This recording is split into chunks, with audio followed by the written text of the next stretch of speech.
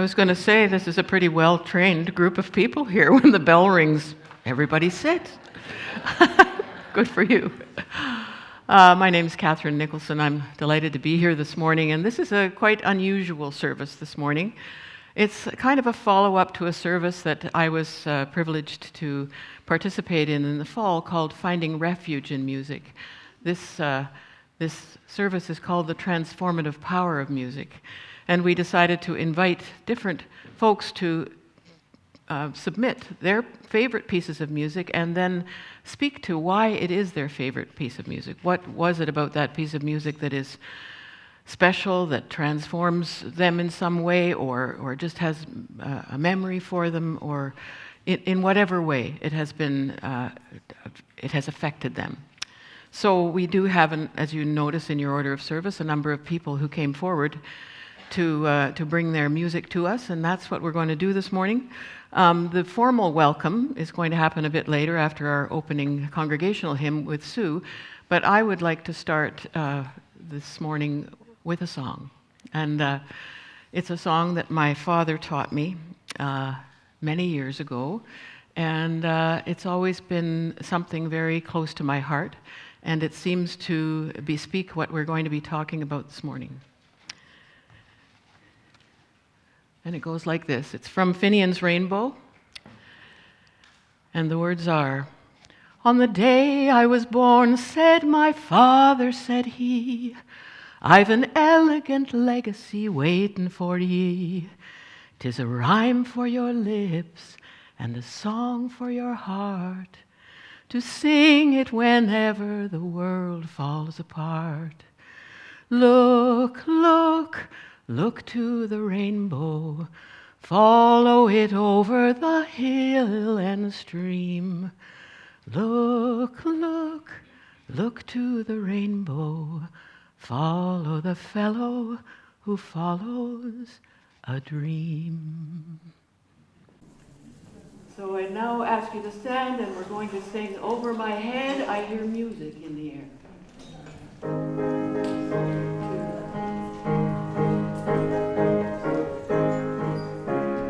Ready? Over my head, I hear music in the air, in the air. Over my head, I hear music in the air, in the air. Over my head, I hear music in the air, in the air. There must be a God somewhere. And the second verse. Over my head, I hear singing in the air. Over my head,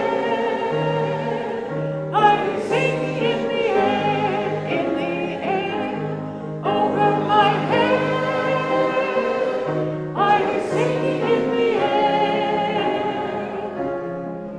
There must be a God somewhere. I'm going to go down an octave because I'm feeling my voice. Over my head, I see trouble in the air. Over my head, I see trouble in the air, in the air. Over my head, I see trouble in the air. There must be a God somewhere. Okay, let's do this a cappella, and I want to hear some harmony. I see gladness in the air. Ready? 1, 2. Over my head, I see gladness in the air, in the air. Over my head, I see gladness in the air, in the air. Over my head, I see gladness in the air, in the air. There must be a God somewhere, somewhere.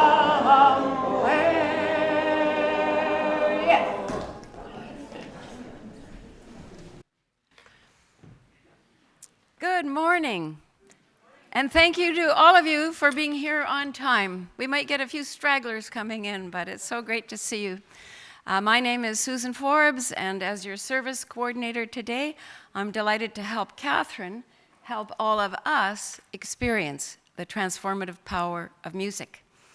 Now, many of you know that the role that music has played in Kathryn's life, both personally and professionally. She talked about this, or we talked about that last time she spoke with us. It really has been her lifelong passion. What some of you may not know, though, is that Kathryn has been with this congregation for over 40 years. Where did that time go, Kathryn? And for many of those years, she was our music director. I think the first music director we actually had on staff. So Kathryn is so perfectly positioned to be our celebrity host. Now, whether you're here in person or online, as many others join us, you've chosen to spend time with the North Shore Unitarians. And this is a caring community where strangers become friends and where we help each other be the positive change we wish to see in the world in our own small but very important ways. In our Unitarian Universalist tradition, we balance reason with faith and intellect with intuition. We don't advocate for any one creed or dogma, because for us what matters is not what you believe, but how we live our lives.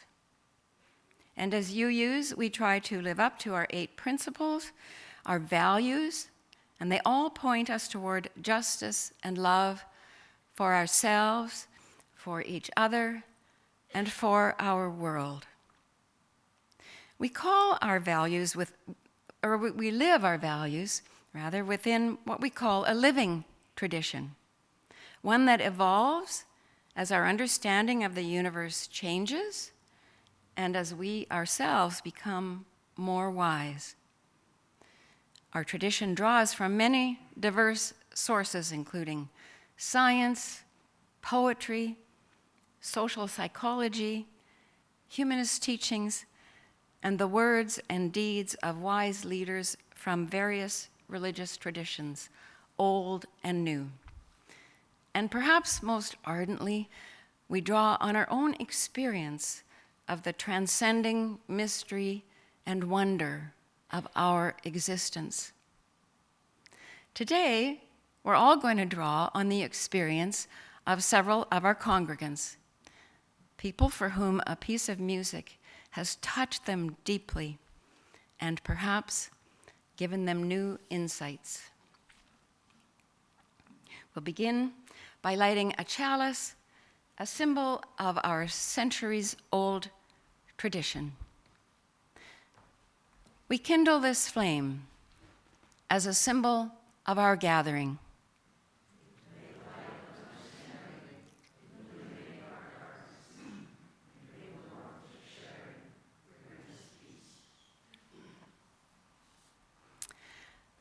Within this community of care, we hold and witness each other through the seasons of our lives.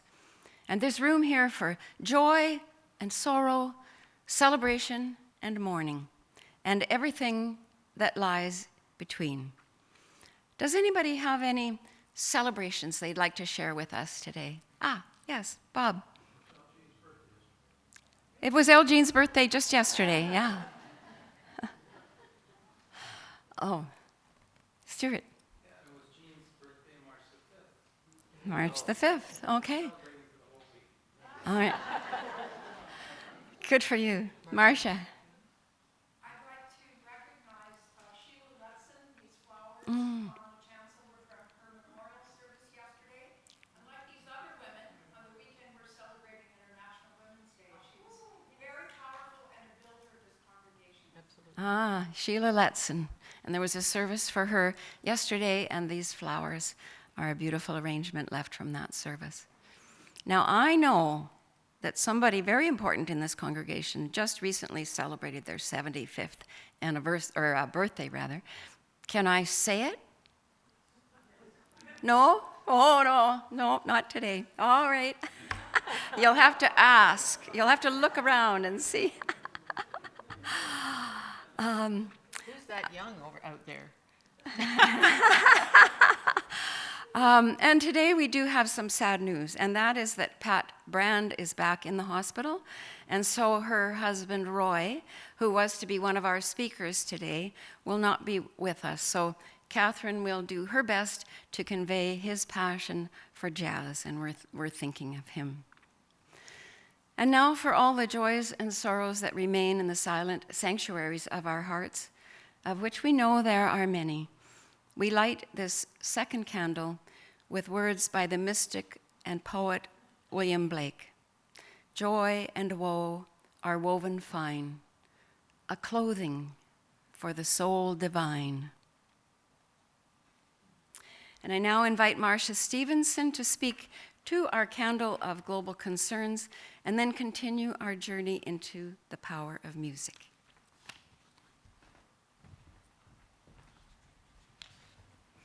Thanks, Sue. We now pause to light a candle of global concern for all those whose lives are in jeopardy and mourning their losses as war widens in the Middle East and around the world. We light this candle for those offering humanitarian aid and continuing to work for peace. In a few moments, we'll sing together hymn 352 from this gray hymnal that was published by the Unitarian Universalist Association in 1993. It's an exploration of finding peace within our center. Why this hymn? In 2010, I joined others from this congregation traveling to our partner church in Hódmezővásárhely, Hungary. We choir members rehearsed with Allison for performances at 2 different church services and the Unitarian Seminary in Kolozsvár, Romania. Before and during the trip, we learned the 16th century history of our Central European origins, how conditions in the Hungarian-speaking region of Transylvania led to Protestants pushing the boundaries, from Catholicism to Lutheranism, through Calvinism, and finally, inventing Unitarianism. We visited the castle of Deva, where Francis David was imprisoned and martyred for his insistence on freedom of conscience. Budapest itself, the starting point of our tour, sits at a crossover point with fault lines of geography, religion, and ethnic identity drawn in blood. The Ottoman Empire, the Austro-Hungarian Empire, the Axis powers, the Soviet regime. At our rehearsal at First Unitarian in Budapest, the day before our first church service, we asked about the masses of people marching a few blocks down the street, chanting and waving flags. It was the election of Viktor Orban that day.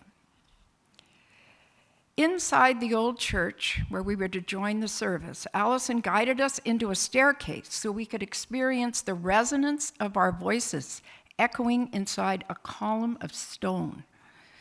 During the rehearsal, I noticed small hymn books about 5 by 7 inches bound in dark blue linen, each one with a number matching those on a wooden hymnal rail running along the pews.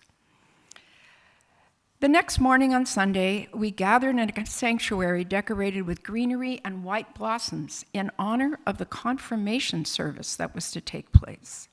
Feeling welcomed by the congregation's hospitality, and yet a stranger to the language and the ceremony, I stood up for the opening hymn, number 16.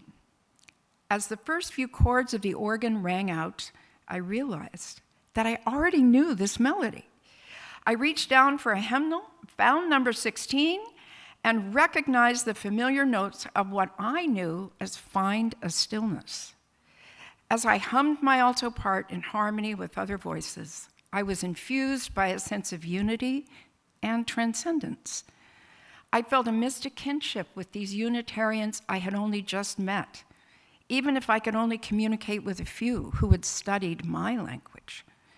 But even more, I felt a kinship with the generations of Hungarians who had kept their Unitarian faith alive through centuries of war and upheaval. Please join me now as we all sing from our seats, Find a Stillness.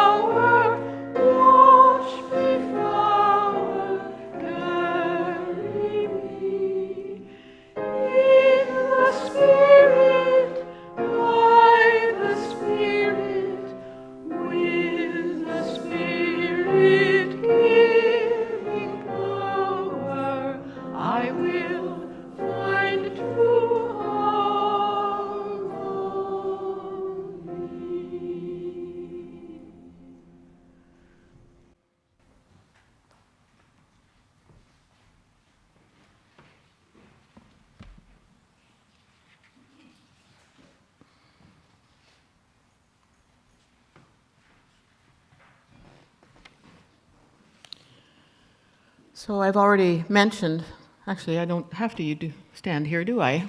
I have my microphone right on me. Okay.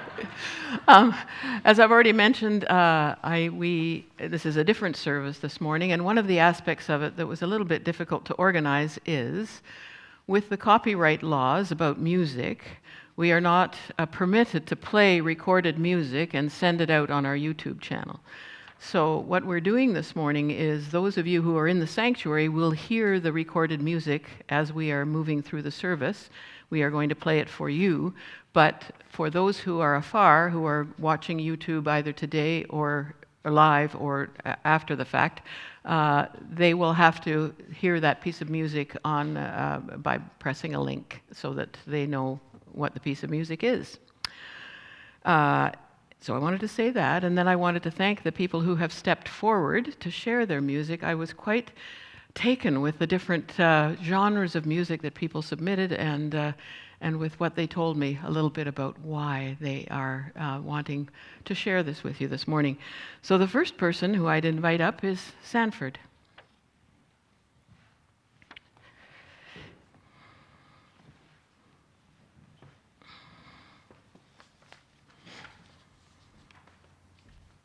Thank you, Kathryn. Some of you may know the musical Children of God. It's about an Indigenous family sent to a residential school in Northern Ontario. And some of you may remember the song Gimikwenden, which is the signature song and also the finale in that musical, and one that our choir, our church choir, has sung several times. I had the privilege of singing that song in 2018 at UBC's Chan Center with about 200 other men, including members of the Corey Leone choir.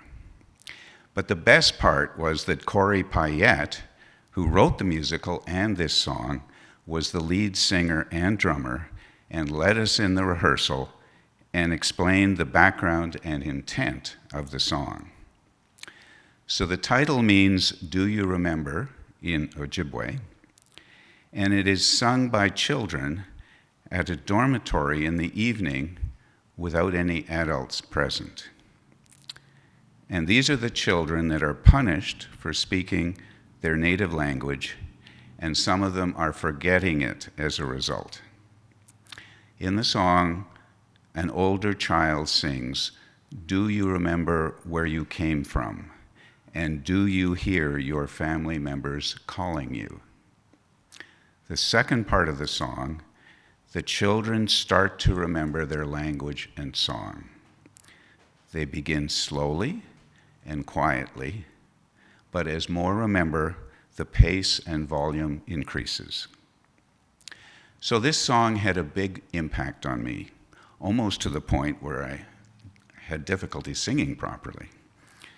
And partly it was the setting and being with Corey Leone and Corey's presence, but also the feelings evoked of the devastation of the separation of the children from their families and the loss of their language. And then the joy of remembering their song and words, and the power of doing so as a group at their school. Plus the power for me of doing it with such a huge group of singers that was echoed by the immediate standing ovation by the audience. So here is the recording of the second half of that song from that evening.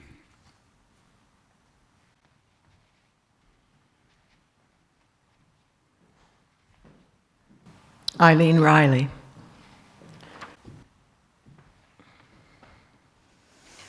The sun shafted through the window of a small, old church in the English countryside when I heard this hymn. During the Second World War, there was a day nursery provision for children in England. The children ranged from 3 months to 5 years. I trained as a nursery nurse. When that training was completed, I came to Canada. A man named Robert Lewisham Taylor moved from Medicine Hat to West Vancouver to take up a ministry. My English training was recognized in Canada. But one was asked to take Canadian courses, some Canadian courses, in kindergarten teacher training. During a summer demonstration course, it was taught by a lady named Sylvia McFadden. In her youth, she had been in a concentration camp. America was at war in Vietnam. There was conflict in Northern Ireland. There was racial tension in the United States, and man had landed on the moon. And because of that hymn, it said, "What can we do to work God's work, to prosper and increase the brotherhood of all mankind, the reign of the Prince of Peace?"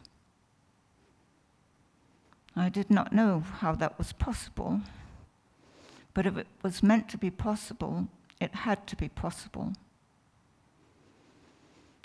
So I returned to Sylvia McFadden and I retook 2 psychology courses for kindergarten teacher training. And the answer that came was that to understand the brotherhood of man, we have to understand the body of man. There is no nation that gives birth to a baby. It is a mother. And that it will always be a mother. To understand the brotherhood of man, we have to understand the body of man.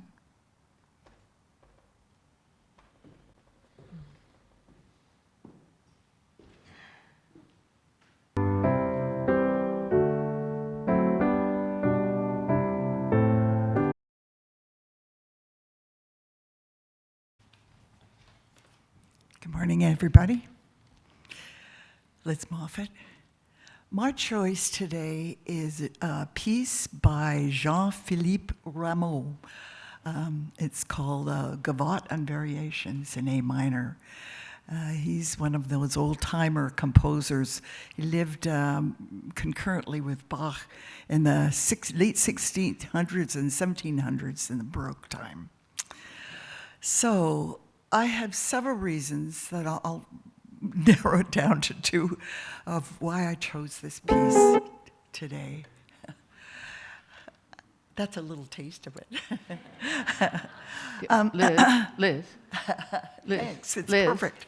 Liz, Yes. take your time because we've got some extra time this morning. okay. So say what you want to say. Okay, Okay. thanks. Okay, thanks. So this piece was played by a dear friend of mine and my husband Carrie's, Nancy McMaster, who was a long time member of this congregation, who died just over a couple of years ago. And she was very active in the church and in the music program here. And we asked her to play this piece at our wedding 47 years ago. And she also played this piece here about 2.5 years ago in a service around welcoming and communication and the power of music. And she played this when she was sharing her own life journey, having just been diagnosed with terminal cancer.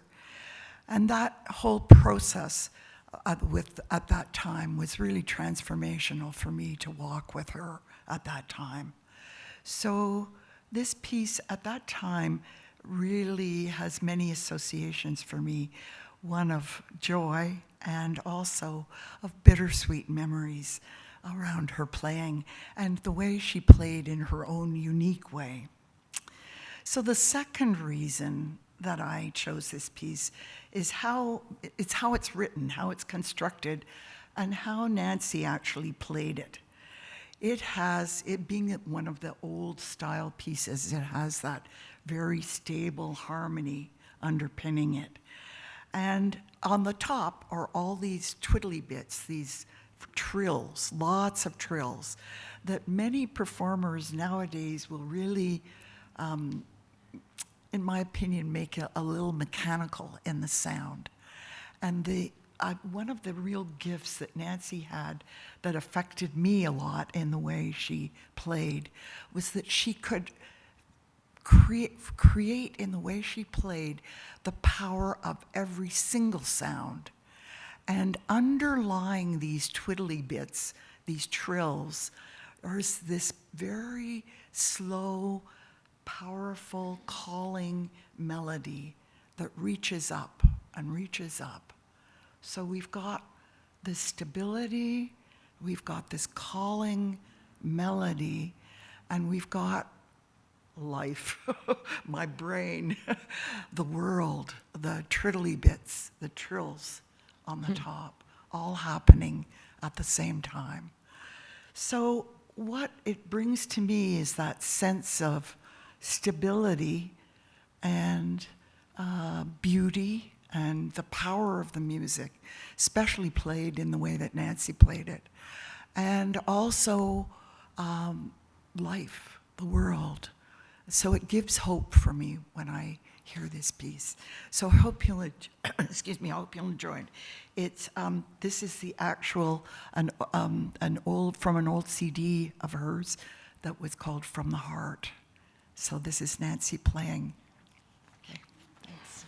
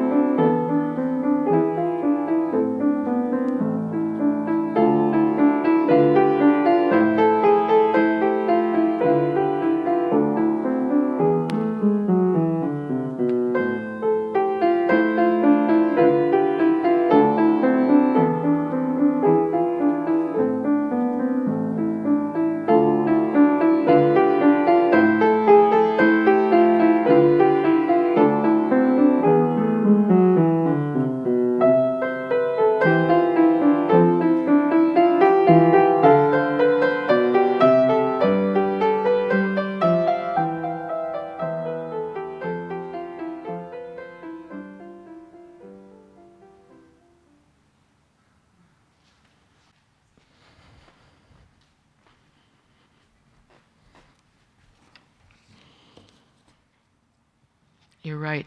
It's how she played it, isn't it? It's how she played it.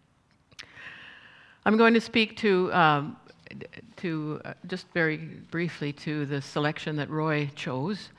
I'm sorry he's not here today, and I'm worried about Pat. Haven't heard yet how she's doing, but he wanted me to go ahead and play this. Roy described he's a jazz aficionado, as you know.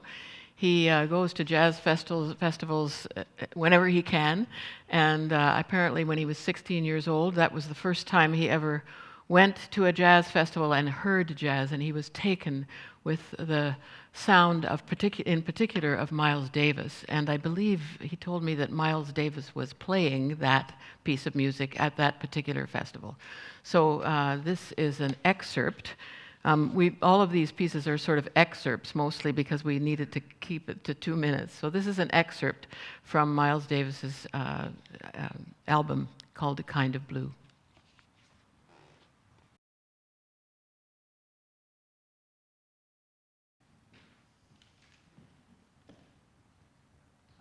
Miles Davis.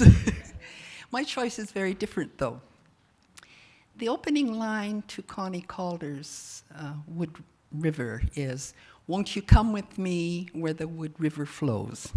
And you know, I hear that, and I'm there as a child on the prairies in late July, early August, when the Saskatoon berries ripened. And our family would take an annual trip to the Wood River to pick Saskatoons, and it was a big deal. My mom would pack a lunch for my dad, my sisters, and my little brother, and off we would pile into the car. No seat belts then. And we would arrive about 30 miles from where our farm was, at the Wood River. And yes, there is a Wood River. For me, it was magical, because it was one of the places where my dad would tell us stories. He wasn't a very communicative man, but sometimes when we were out on family work parties, we would hear his stories. And he told us the story of when he was a boy. He would go with his father, with horses and wagons, to Wood River to gather wood as a fuel for their winter coming up, because this was the bald prairie. We would arrive at the scene, and it was almost autumn. You would walk through the dry grass, and the aroma, the smell, was very different. You could actually smell the dry air. My mom was there, of course, in her homemade house dress. Now, we don't talk about house dresses these days, but farm women never wore pants. They wore usually homemade cotton dresses that they wore. I never saw my mom in a pair of pants throughout her whole life. She probably had an apron, too. We would spend the day picking Saskatoons, filling up buckets and buckets of Saskatoons. Heading home, knowing that the next day was preserving day, washing the berries and preserving them. The next day ended with rows and rows, dozens of 2-quart mason jars filled with canned Saskatoons that our family would use for the next year for Saskatoon pie or as a topping for homemade ice cream.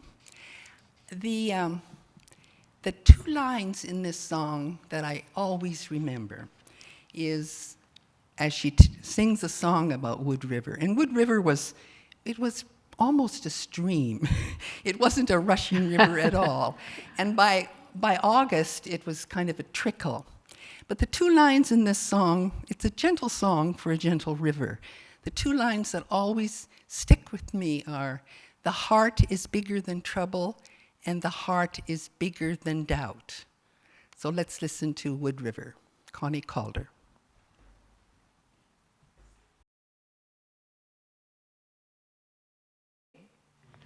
That I need the microphone. Yes, thank you. I think that Saskatoon berries make the best jam. Am I right? I've had it before, and it's wonderful. I have not much to say now, but I wanted to explain why I chose what is going to be played during the offertory. We were trying to fit all this music into the service and be finished by 11:30, and I think we're going to make it. When I was studying nursing in Toronto, I had a part-time job. I was singing with the Canadian Opera Company chorus, and so I got to sing some of these beautiful choruses. Never this particular one, but it's always been one of my favorites of all time. And I think I mentioned that in my service that I did in the fall. It's the Hebrew Slaves Chorus from the opera Nabucco. And when I read about that, I read this amazing story of the fact that this chorus has become really an unofficial anthem of the Italian people. It really was written in the opera itself as the exiles, the Hebrew people singing about their love for their homeland, and it's described as a lullaby of sorts. For me, the most moving part of that was the description that when Verdi died, Giuseppe Verdi, who was so lauded by the Italian people as their maestro, the composer of all time, when his funeral cortege was moving towards wherever they were burying him in Rome, the Italian people lined the railway lines singing this anthem. And so when we are taking the offertory today, you will hear Verdi's, from Nabucco, the Hebrew Slaves Chorus.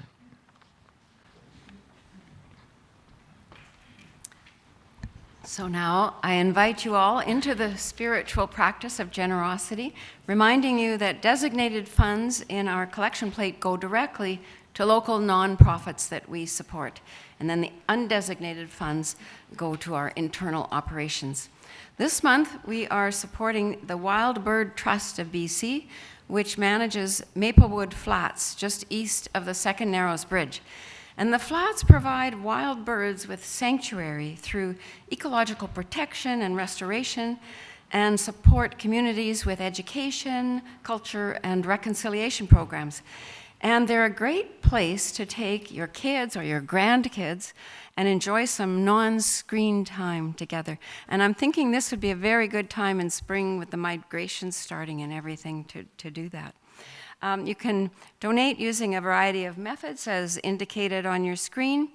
And if you pay by cash, be sure to put it in an envelope with your name on it, and we'll send you a tax receipt at the end of the year.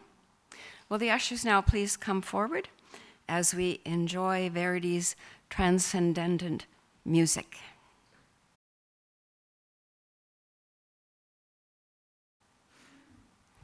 Maybe that wasn't transcendental music, but it certainly was transcendent music.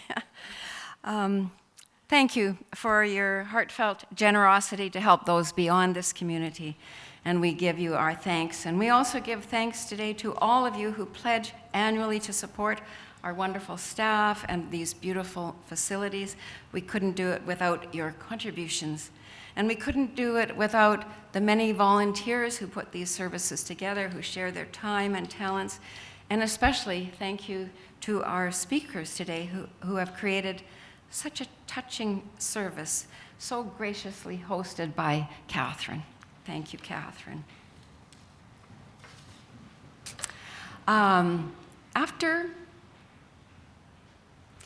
We're going to the announcements and invitations, and after the service, Ruth has again offered to be up here beside the pulpit in case anybody who's new to the congregation, first time, maybe would have some questions about our tradition, and she'd love to chat with you there if you'd like. Now, next week's service with Bruce Grierson will be a George Carlin redux. I had to look up the pronunciation of that word. I thought it would be redo, but it's redux. The 7 dirty words of Unitarians. And those are words we cannot say, the churchy words that can sometimes be a burr under our saddle. And after lunch next week, Bruce is also going to host what he calls a shoot-around in the sanctuary to talk about the results of the suggestions of the nomenclature committee. So that should be very interesting, especially if you do get birds under your saddles about words. You better show up and have your say. After our service today, please join us downstairs for bagel sandwiches and salad procured by Diane Hicks. I don't know how she does it with her repairing hip, but she does. And that's a handy food choice for today because you can bring your sandwiches up to the sanctuary on a session planned by Marcia and others, and Marcia is going to speak to that.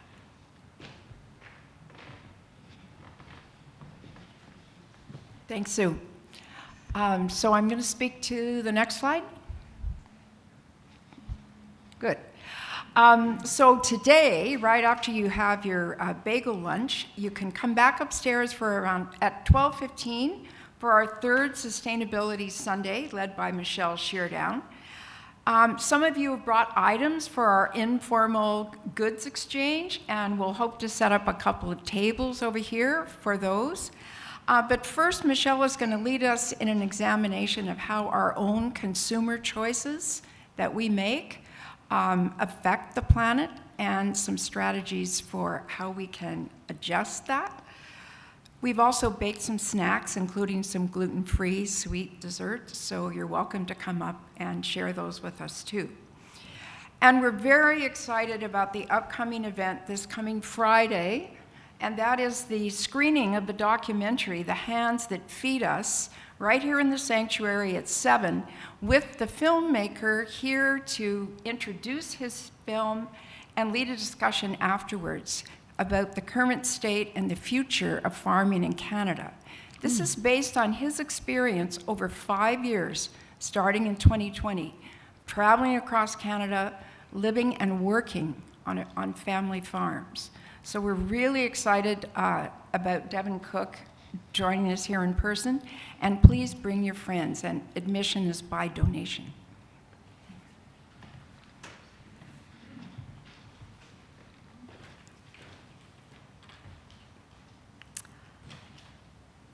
And now we have one more story of transformational music.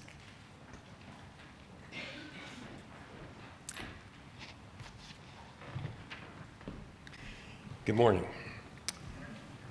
The first time I heard Everything Possible was in early 2000, right here in this building. At the time, we were working towards becoming a welcoming congregation, which is a Unitarian designation for congregations that openly welcome people of all sexual orientations. One Sunday, the Vancouver Men's Chorus came and sang this song, and it really stayed with me. Later, I had the pleasure of singing it with our own Vox Lumina and with Espiritu in a number of concerts, and it is my favorite song. It was written in 1983 by a man by the name of Fred Small, and Fred Small is a Unitarian minister. And it was arranged by Willie Zwedlitsky, which is a hard name to pronounce, I can assure you. But anyways, he's the director of the Vancouver Men's Chorus. So it has local roots and it has Unitarian roots as well. Now, Fred wrote this song after he had a visit with a lesbian mother from Seattle who asked him to write something for her 9-year-old son. And he was feeling pressure to fit into narrow ideas of how boys should act: tough, cool, and not show emotion. She wanted her son to know that he didn't have to fit that mold, that he could grow up to be whomever he truly was. Fred wrote the song the very next day, riding on a bus, going to his next gig. It's really a beautiful lullaby about love, acceptance, and the idea, I knew this was going to happen, and the idea that every child is unique and full of possibility. Now, this song,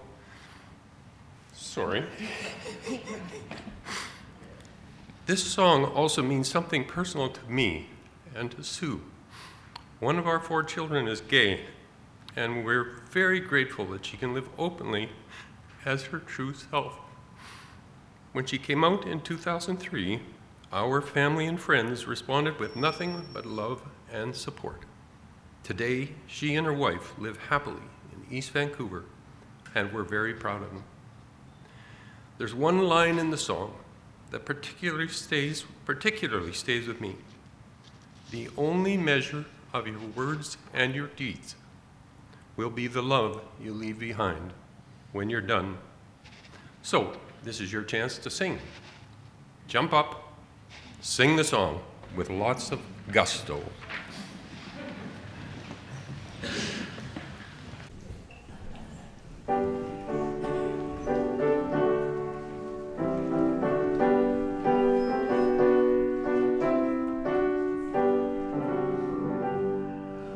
We've cleared off the table, leftovers saved, washed the dishes and put them away.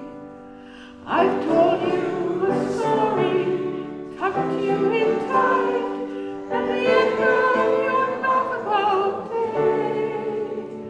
As the moon sets its sails to carry you to sleep, over the midnight sea, I will sing you a song no one sang to me. May it keep you good company. Oh, you can be anybody you want to be. You can love whomever you will. You can travel any country where your heart leads, and know that I will love you still. You can live by yourself, you can gather friends around, you can choose one special one, and the only measure of your words and your deeds will be the love that you leave when you're done. There are girls who grow up strong and bold.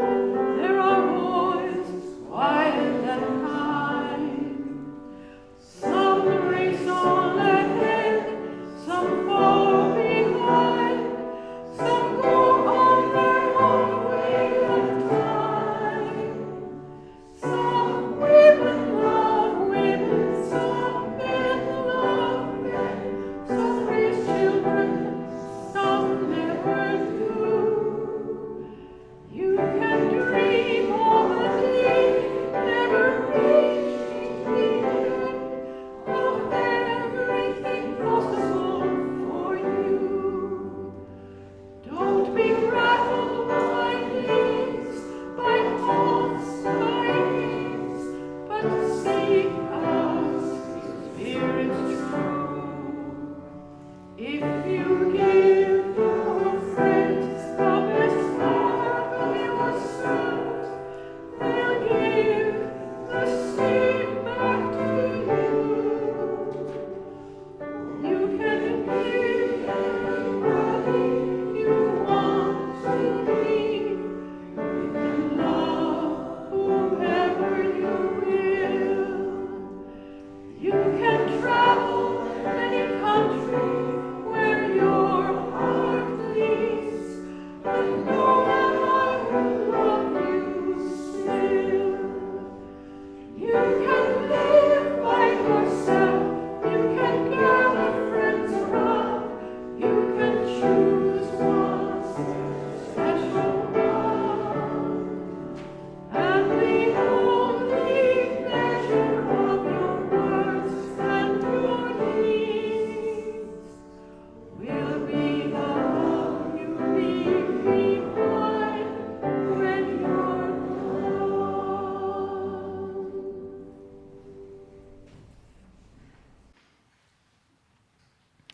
I invite you to stay standing for the closing hymn, but before that, I'm going to share with you the second verse of the song I opened with.